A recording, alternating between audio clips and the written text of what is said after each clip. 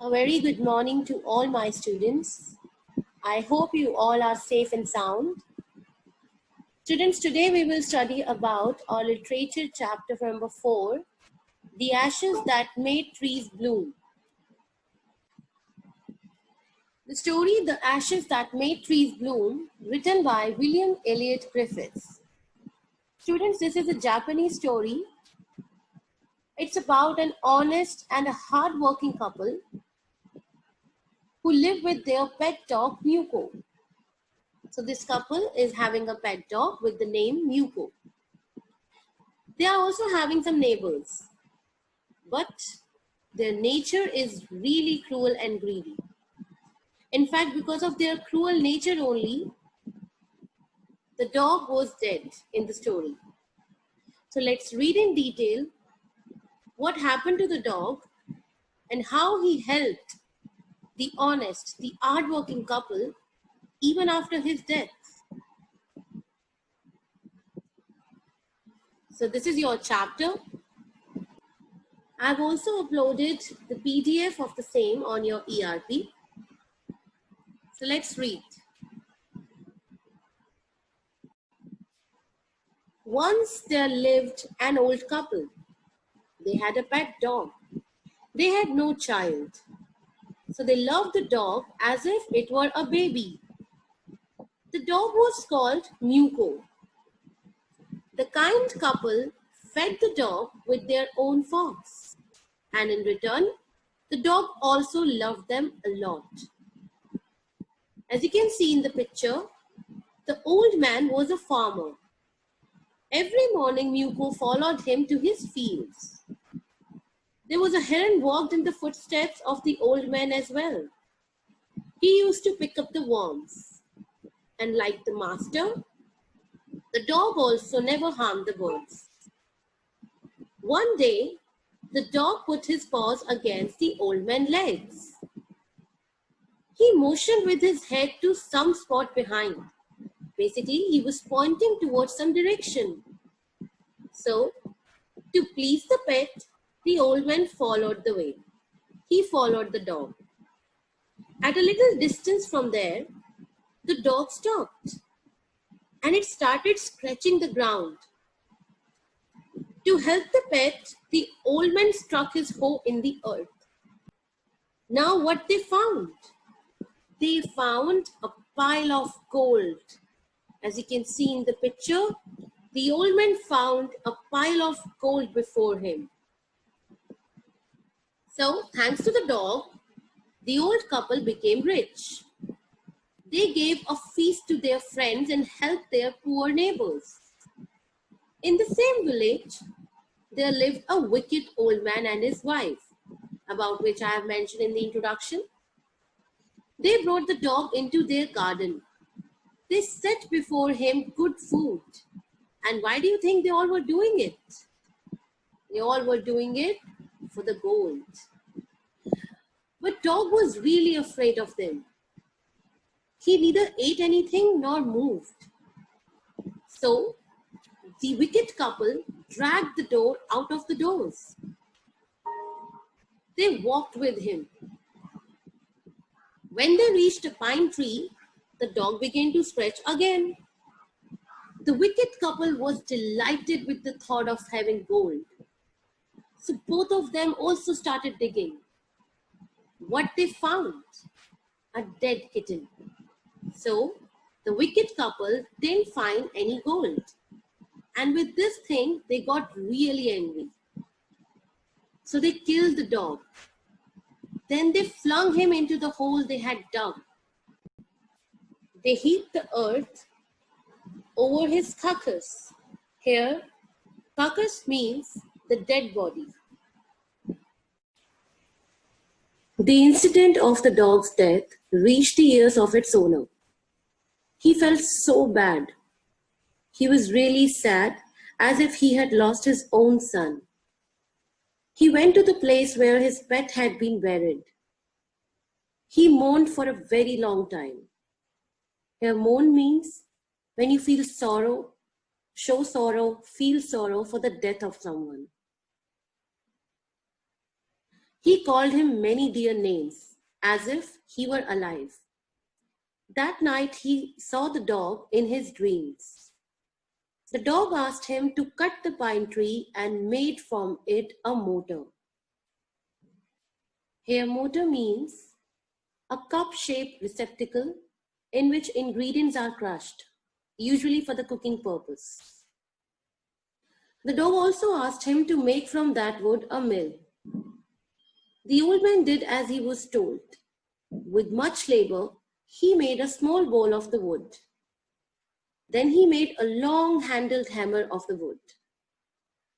When the new year drew near, the old man decided to make some rice pastry. So the old couple put the boiled rice in the wooden mortar. The old man used the wooden hammer to pound the mass into the dough. Here, pound means to strike heavily and repeatedly. When the pastry was ready for baking, it turned into a mass of gold coins. The old woman took the hand mill and filling it with bean sauce began to grind. So the gold began to grind. And finally, the gold dropped like rain. At this moment, the envious neighbor peeped into the window, and now they decided to borrow the mill so that they can also have the gold.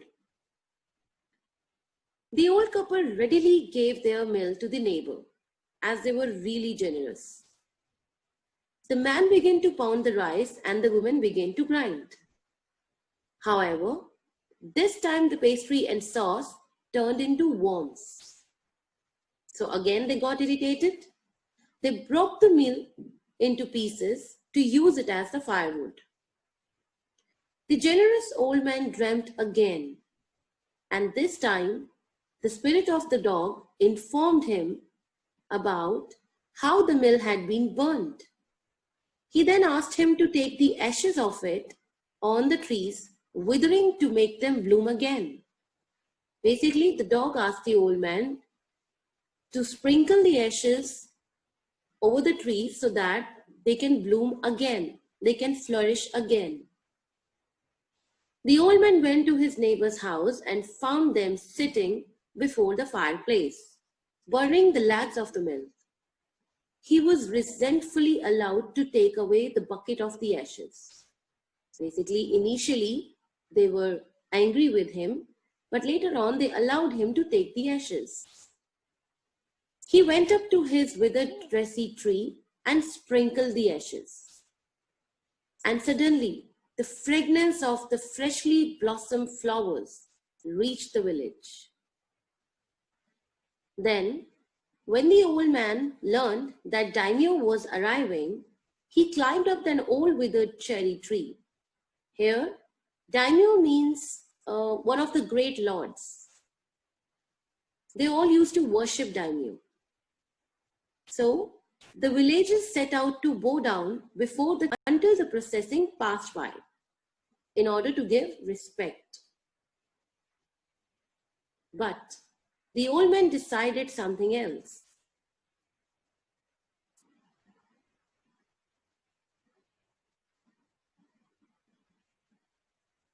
He took a pinch of ashes from his basket, scattered it over the tree, and in a moment, it burst into blossom.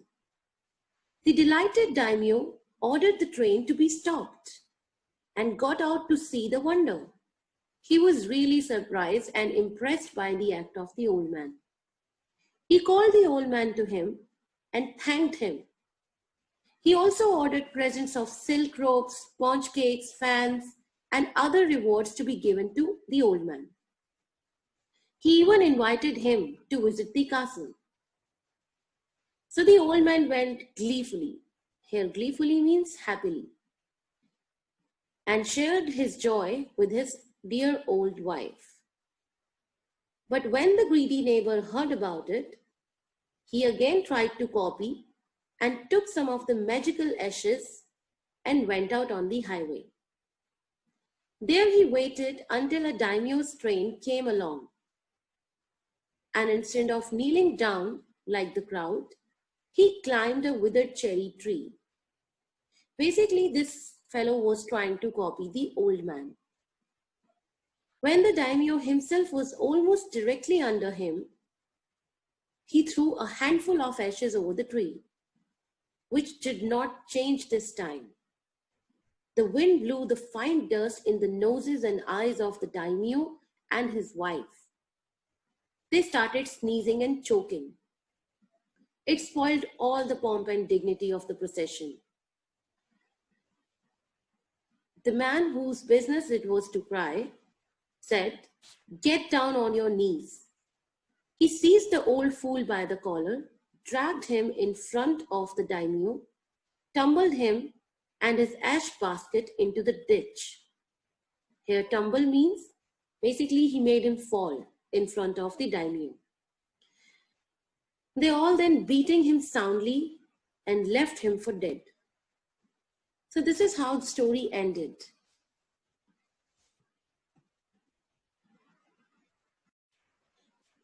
As you can see in the picture, when the generous old couple tried to blossom the tree, they were successful.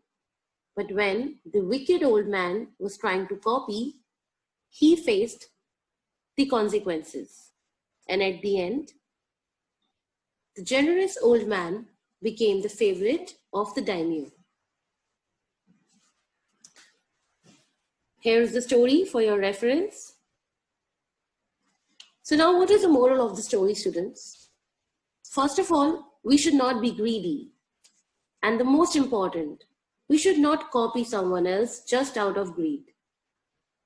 Because the result obtained of any action depends on our good or bad works, which were done by us in the past.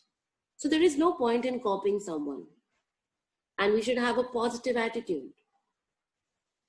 Even if we want to help someone, that should not be out of greed. Here, there are a few word meanings, which we have already read in the chapter, but just for the recap, we'll do it again.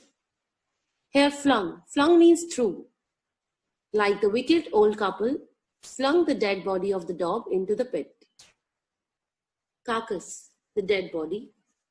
Mourning means an expression of sorrow for someone's death. Mortar, as I explained, a cup-shaped receptacle in which ingredients are crushed. Mill, when we grind something in a mill. Withered means dry, a withered tree. Buried, to put or hide something underground. Feast means a large party, a kind of get-together, celebration. Blooms, when the flowers are fully grown, produce flowers. Sprinkle, a small quantity or amount of something which is scattered over an object. When there is some quantity scattered over an object, that is called sprinkle. Daimyo means wealthy landowners. This means one of the great lords who people used to worship. Heron, a long fish-eating bird. Wicked, evil, who is morally wrong. Delighted means happy. Drag, when you pull someone or something forcefully, that is called drag. Last but not the least, dug, when you make a hole in the earth by breaking up or moving it. It's an act of digging. So this was all, students. I hope you will remember the moral of the story. Don't ever be greedy. I hope you liked the story and understood it well. Thank you. Have a nice day.